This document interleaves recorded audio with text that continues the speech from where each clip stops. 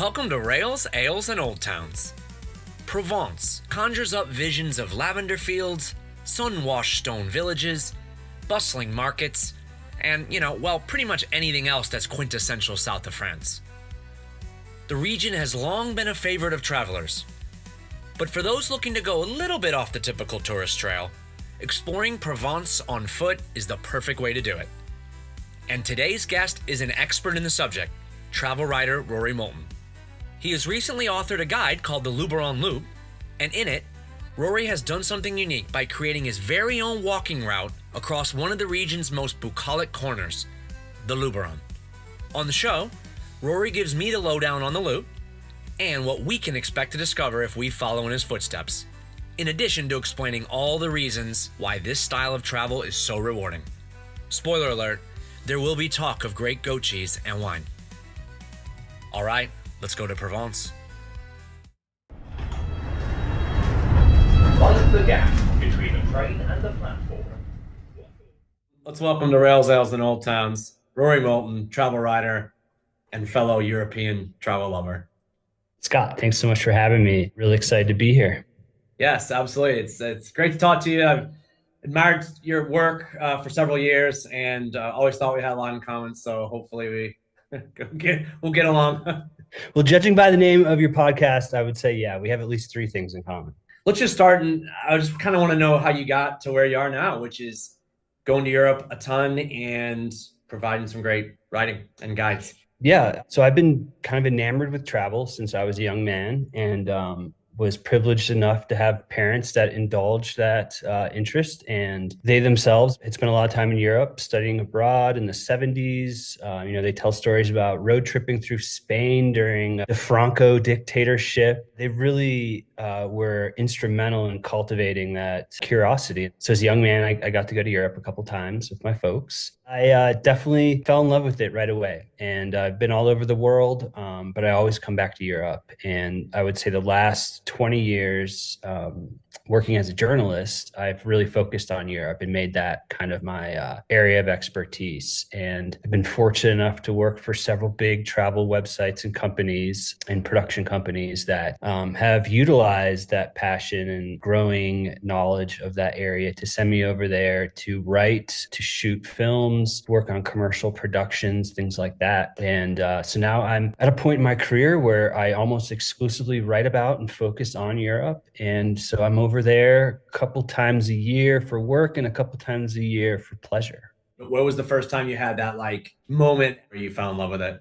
Yeah, probably in college. I took a couple friends over to Amsterdam and Paris. Showed up the week of Easter in Amsterdam with no hotel reservations. And even back then, that was a bad idea. So I got my first taste of kind of scrambling around a city, looking for a hotel or a hostel or some room that the three of us could afford. And I really relished that. Even though it could have ended up with us sleeping at, Amsterdam Central Station for the night, there was something about that I really enjoyed, that challenge. And that has been kind of an ongoing theme, I guess, of my travels. Make mistakes, but take them in stride and learn from them. Taking them over, being the one person there, I think I had maybe a rough guidebook or a Let's Go. I was the only one that had a guidebook, the only one that did any sort of planning in advance. I bought the train tickets, I found the restaurants, I got the museum tickets back then, actual tickets, not a QR code. And I loved it. And I loved every second of it. And I loved the train and I loved the old towns, loved the food, the beer, the wine, the culture, and the people we met along the way. That was pre-Airbnb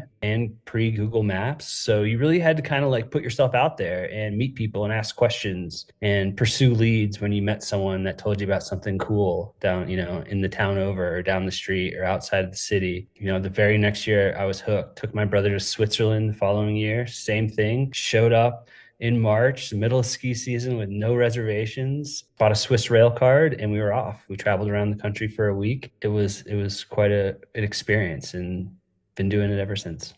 Yeah, no, it's funny. I mean, on the very first episode of this podcast, I shared this story. So sorry to everyone who's hearing it a second time.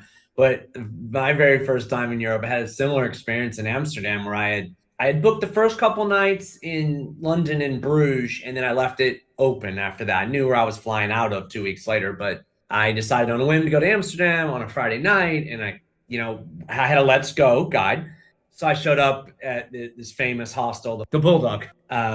Showed up. They said, "We're full. Like Friday night. What are you thinking?" And I was out on the step, like sitting there with my backpack, like not gonna say I was about to cry, but I was freaked out. Like, what am I gonna do now? I don't have a place to sleep. Where do I even begin? And then she came out and she tapped me on the shoulder. Like, I moved some things around. I got you in. But yeah, it was that, and that was that first for me was that introduction of like where it goes from the lowest of the lows to the highs, and somehow that just always seems to happen traveling. I mean, it happens everywhere, but on these European trips, you'll have like, oh man, I'm lost. Where is this darn hotel? What is going on? I'm tired. I'm sick of this. But then an hour later, you're having a drink, you're watching a sunset, and you're like, oh, I love this stuff actually. It does have that way. I've done lots of stupid things. I've left all my money and every document to my name on a train in France one time in Normandy.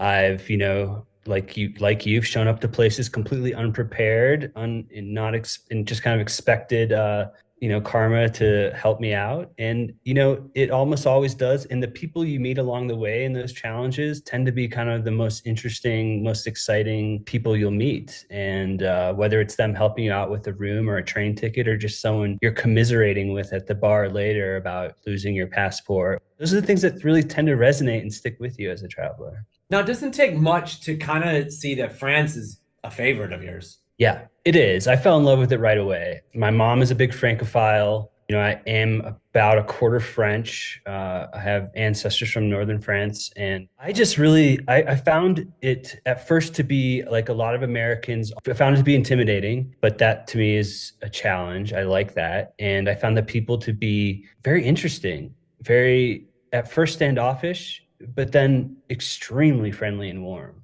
And once you kind of break through that barrier, I've had some of the nicest experiences with people all through that country. And the country itself is incredibly diverse. If you go from the south of France to the north, you're going to meet Greeks, North Africans, you're going to meet Normans who are 6'2", 6'3", who look, more like Anglo-Saxons. You're going to meet very true Gaelic people. You'll meet all sorts of people. And it is a very prideful country. And in that respect, they really maintain their traditions. And it's something that I've always considered France like an exclusive club, and I'm not invited. And I like that challenge. Like I want to kind of peek through the window of that club. Well, yeah, I mean that even you've got a city like Marseille, that it has a focus, across to North Africa, and a very, in a whole atmosphere, that has very heavily influenced from that in the same country as places that border Switzerland and Lille, bordering Belgium and Brittany, and these places that have a lot in common with the British Isles, all in the same country. And it has been conquered and reconquered by almost every ethnic group in Western Europe. So there are seeds of everyone in that country. From Visigoths to, as you mentioned, Brittany, it was settled by Bretons who are British. And you've got Norsemen, Vikings settling in Normandy. As you mentioned, Marseille is originally a Greek colony. And like you said, it's oriented to the Mediterranean in North Africa. So the food, the people, very diverse, very interesting, and just a lifetime of traveling and exploring. And, I feel like I maybe will scratch the surface sometime in the next 20 years. Obviously, France holds a place in your heart, and you love exploring it on foot.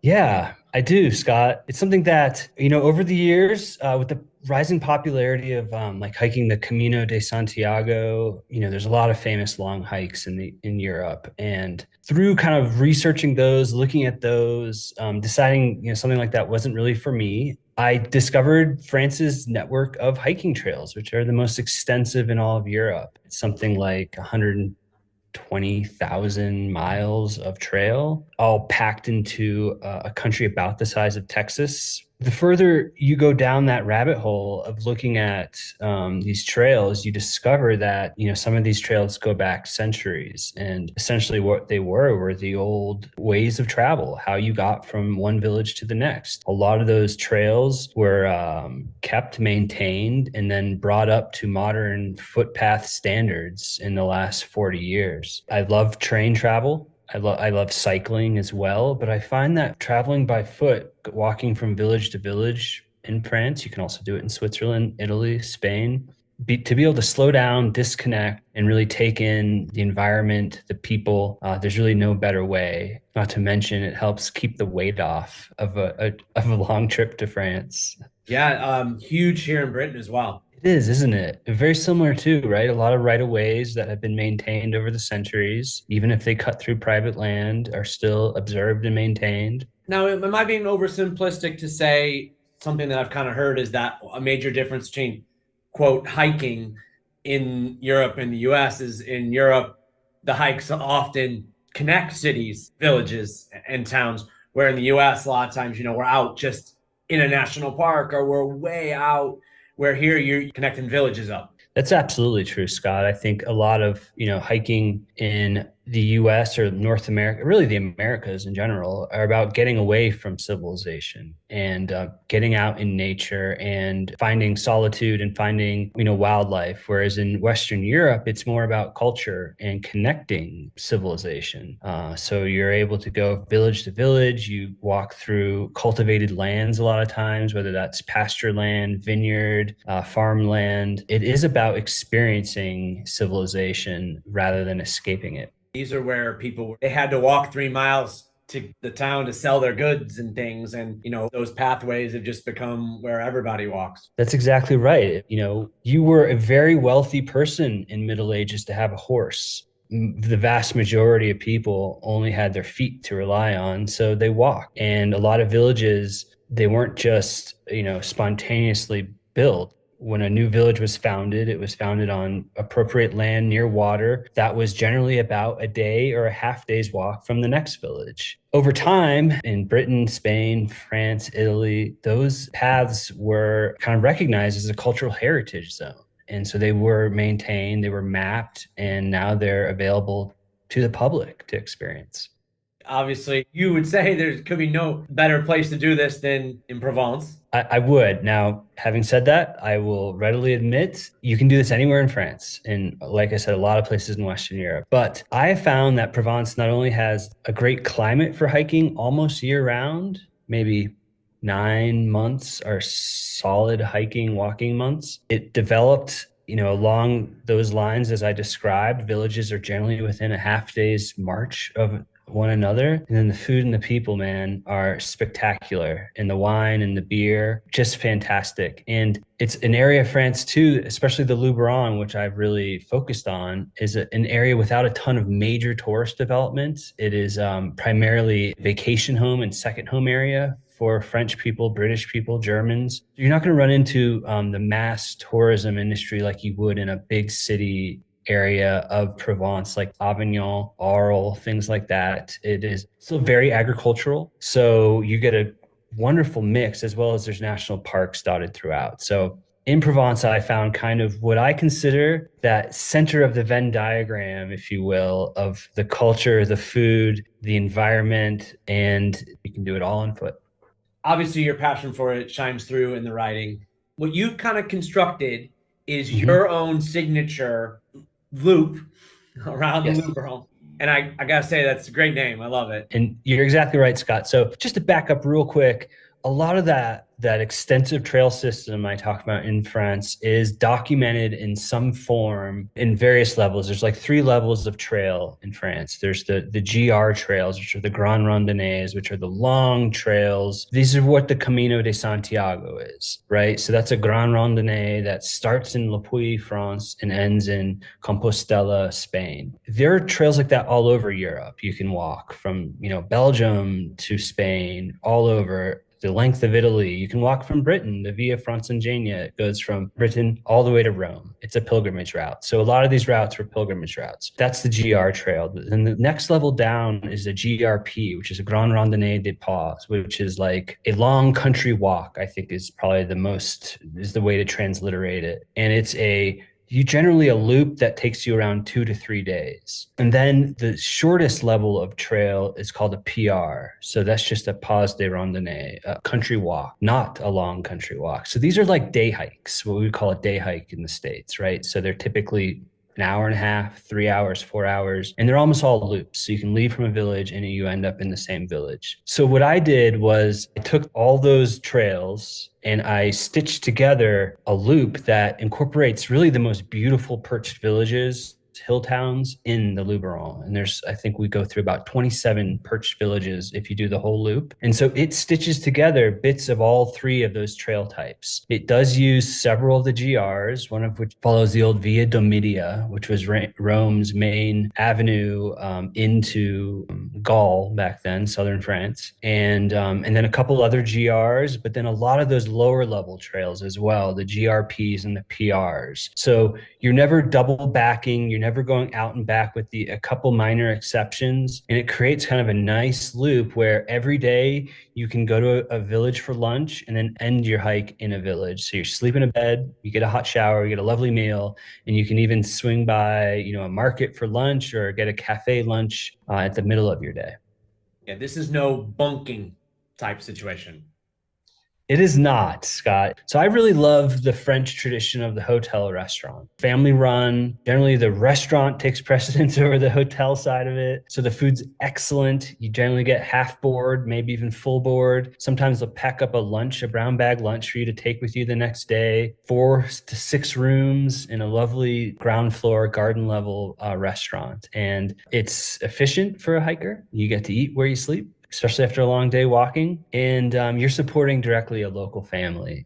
So I love those, but there's plenty of B&Bs. There are a handful of small hotels and gîtes d'étape, which are kind of like hostels, generally also offering private rooms. But those are really fun as well if you're okay at that level, that budget level. Because it's a very convivial atmosphere, like a lot of hostels, right? You have a big communal dinner. So you're going to get to meet people and you're going to get to probably meet other French people. You will likely be the only, if you're American, the only American at the table. So I've learned a lot about culture, French politics, French music through sitting at these community tables for dinner. Reading through this, it just seems like this is a way to see a little bit of a different side of something. Because, I think a lot of people have heard of Provence. You're seeing it from a little bit of a different perspective. And then there's just something about this, you described as a day in the life of the loop here. I want just a few of the things that you mentioned here, fresh air, bird song, meditate beside a Roman ruin. Picnics next to a fountain comes up many a times. This idea of checking into a hotel and then going straight out for a dinner after you're hungry of a day of walking. It sounds amazing. When you close your eyes and think of them, what are some of these moments that come back to you when you did it?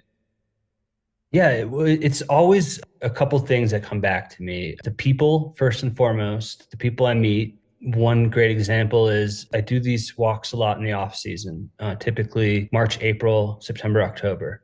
I stayed at a gîte. I was the only person there, and I couldn't have been more warmly welcomed by the owner, a woman who had lived in the area her entire life, had run this gîte with her husband for 35 years. She sat me down when I got there, checked me into my room, and then she said, "Come right back." So I came right back, and she had a cold beer waiting for me.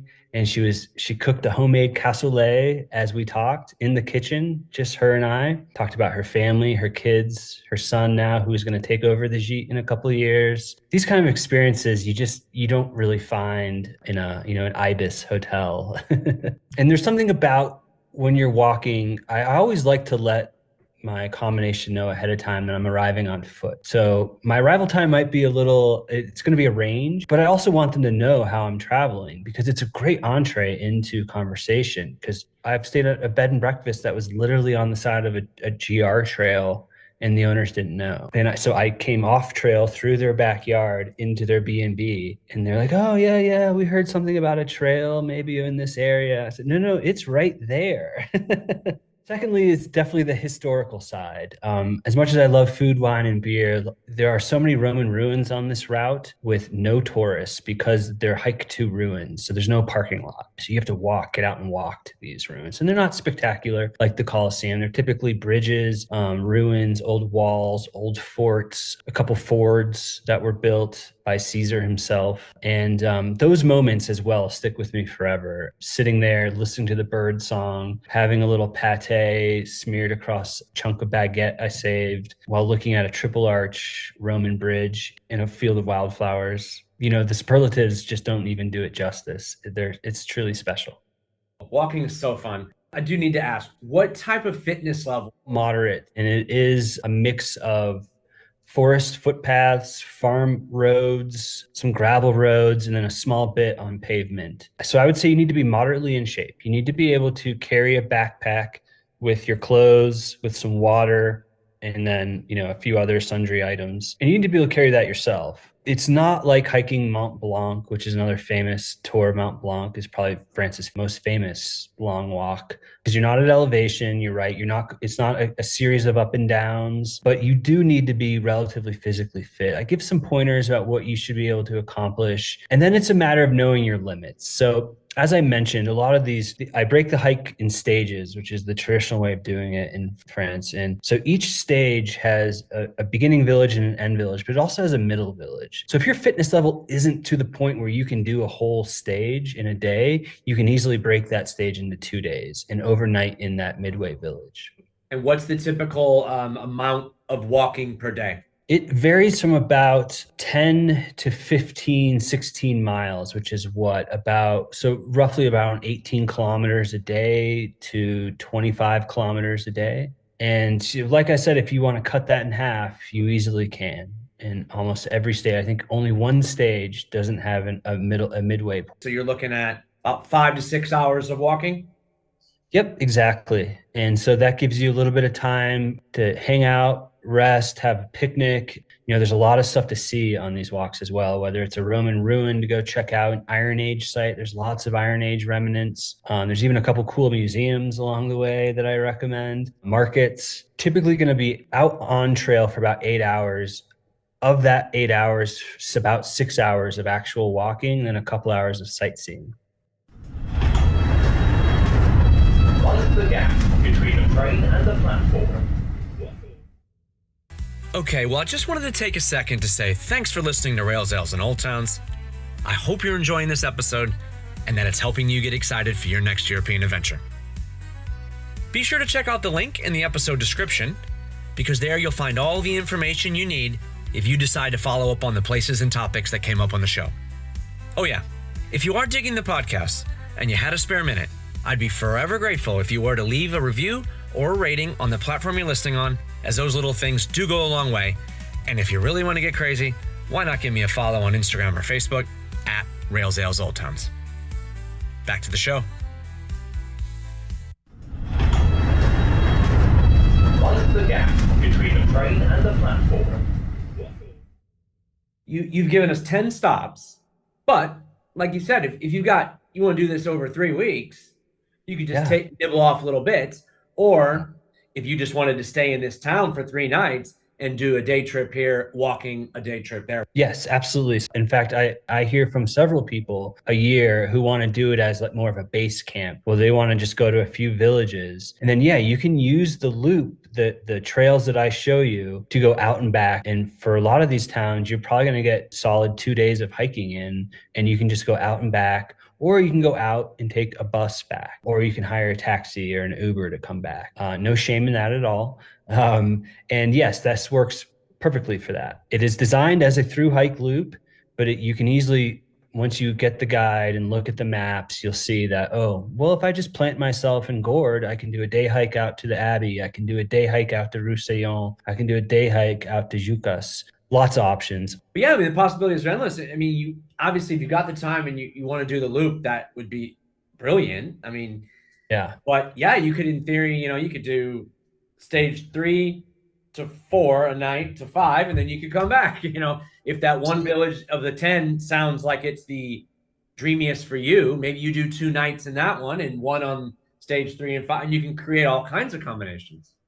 Absolutely. And then there's a wonderful public bus system that runs through the Luberon as well, which makes it very easy to hop around if you don't want to do the taxi thing. But there's plenty of taxi services as well.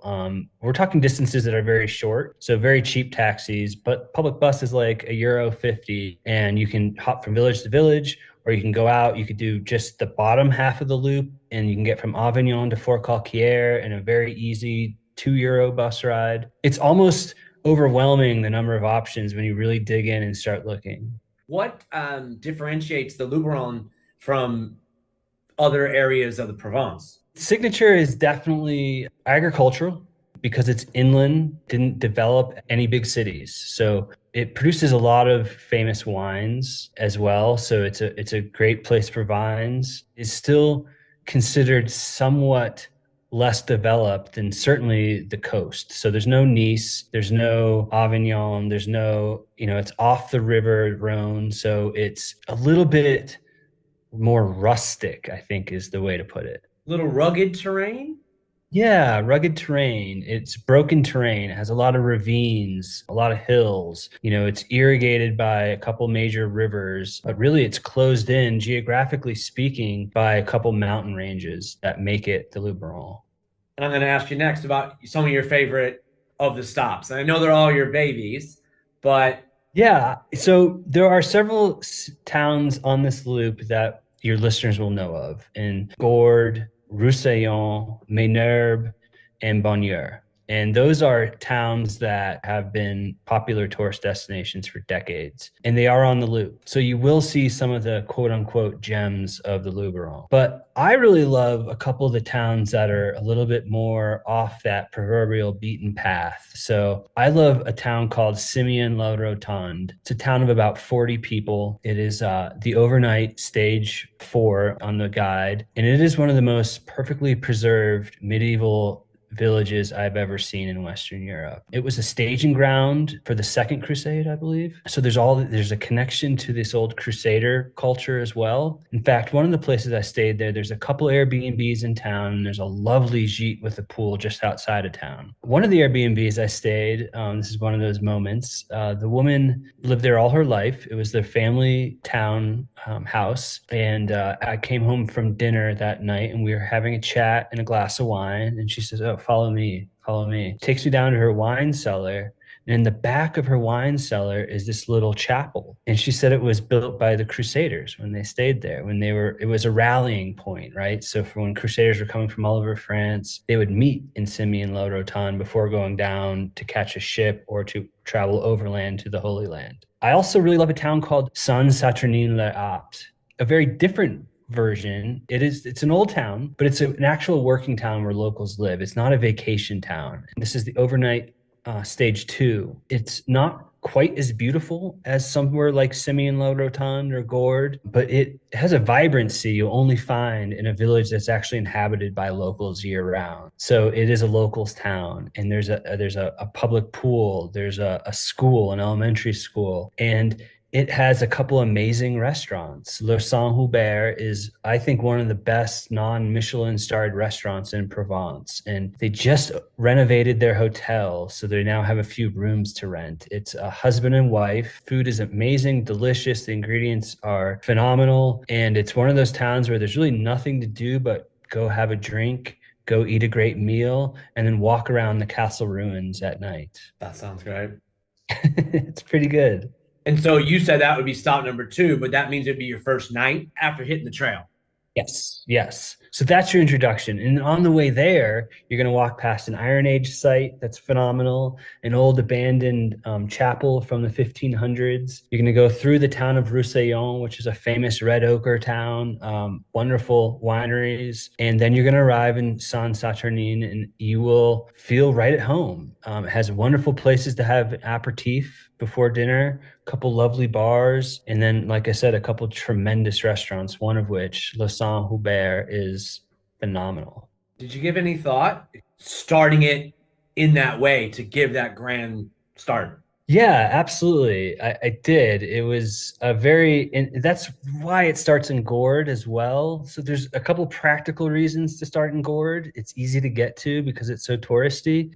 Has more bus service than some of these other smaller towns. It has a lot of B&Bs and small hotels to stay at. It is captivating, and the arrival in Gourd is amazing. And that's why I also recommend going to the Abbaye des Seignanques first as well, because that's a true gem of this hike. And it's your very first day. You show up to a 12th century abbey that's been inhabited by Cistercian monks for 900 some years. Now there's only six left, but there's still six left. And it's a beautiful, beautiful spot. It's surrounded by lavender fields. The monks there make their own beer, honey, chocolate, wine, lavender oil. It is practically a great place to start, but romantically, it hardly gets better. We got we got to get a taste of that quintessential feeling that we had in mind when we booked the trip right off the bat. Right off the bat. Yeah. And it sets the tone for the entire walk. You're gonna lavender, wine, olive oil, old stone villages, ruins from centuries past. Yeah, and I want to let people know like this, the guide, you've given everything here. I mean, you've given personal recommendations on places to stay, restaurants, sites, places to have a picnic. Tell me about this goat cheese. Ah, yes. As I mentioned in the guide, it is as good as any chèvre you'll find in France. It is tremendous. It's fragrant. You can buy it directly from the goat farms. A lot of them set up little wooden stands by the side of the road or even by the side of the trail. And it's phenomenal. And then it's really famous in a town called Benon. Like I mentioned in the guide, I don't know if it's much better than any of the chèvre I've had elsewhere, but they wrap it in chestnut leaves and they do their little packaging, and it may be one of the world's most enduring forms of packaging. This is what people know it for. You get it wrapped in those chestnut leaves. And one thing you very quickly learn about France is, man, do they love like art presentation of consumer goods. It's not just like go to buy candy. It's candy wrapped in a lovely little package. It's candy in a pressed tin that's super colorful and artfully designed. And so this chèvre is kind of what, it dates itself back to really pre-Roman times. They've been making goat cheese there. Yeah, the picture had me sold. And the places you're going to stay. Now, obviously, these aren't, we're not talking luxury, but comfortable, cute, just what you would need. And maybe when you're tired for walking 6 to 7 hours, that they're going to be even maybe a little more comfortable than they might be in real life. Yeah. Yes, that's the perfect way of putting it. These are places, some of them are very, very nice. Some of them are just very budget and basic. But man, to be able to sleep in a real bed at the end of the day makes all the difference. And, I mentioned that the French hotel restaurant is really my favorite. And I, again, will reiterate that the restaurant part of that business comes first. But the showers are hot, the beds are comfortable enough, and to be able to just have a little private room at the end of the day is really nice. And then if you're staying in a B&B, you're going to meet some lovely people. And if you're going to stay in a gîte, you're going to meet lovely people. And now that said, there are a few places, if you have the budget and you want to go luxury, there are several of those options as well. But for the most part, and especially in these smaller towns, there's also a thriving Airbnb scene in this area. Say what you want about Airbnb in these rural areas, it's an extremely important income source for some of these small farms. So you can stay on a farm, you can rent a room in a house, a family house, or you can get a small apartment in village. Airbnb is crucial. It's almost impossible to do this loop without spending 1 or 2 nights in an Airbnb. And the people are super welcoming, and places I recommend in the guide are all very close to the trail or the town center. That's what I really preach, is stay in the center, even if it's a little more expensive, even if the Airbnb or the B&B maybe isn't as nice as the one out just outside. It may not have a pool, but man, nothing beats taking your digestif or your glass of wine after dinner and sitting on the ramparts as the sun sets and glows off of those stone villages. And you're surrounded by vineyards on one side, lavender fields on the other, and olive grove down the hill. It's really romantic. Before we go, tell us a little bit about the rail adventure book. Yeah, so I wrote a book a few years ago called Europe by Milk Run. It's about a solo train trip I took.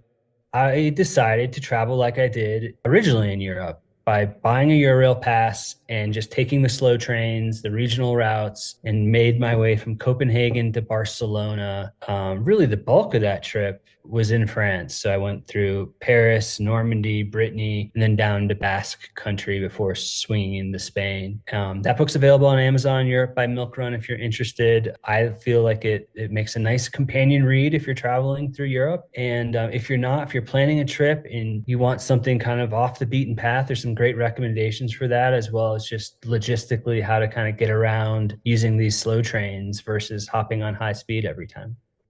All right. So if we want to follow in your footsteps, where can we get the Luberon Loop? You can grab it from my website, Scott. It's rorymoulton.com/Luberon Loop. What you'll get with the guidebook is, as you said, the PDF guide, which is a very detailed where to eat, sleep, stay. It has services as well. So if you need pharmacies or post office, I point all those out. And then you'll also get the actual hiking GPS routes as well, which you can download to your phone. If you use Google Maps or if you use a GPS system, it will literally map out every step of the loop, and then you can just follow along on your phone. You won't get lost, I promise. But if you're old school, I'll also tell you where to get the paper maps. You can grab those in Paris. You can pick them up along the way. The French Cartographic Institute, called the IGN, is one of the best in the world. Super detailed maps. If nothing else, they make lovely souvenirs. All right, Rory.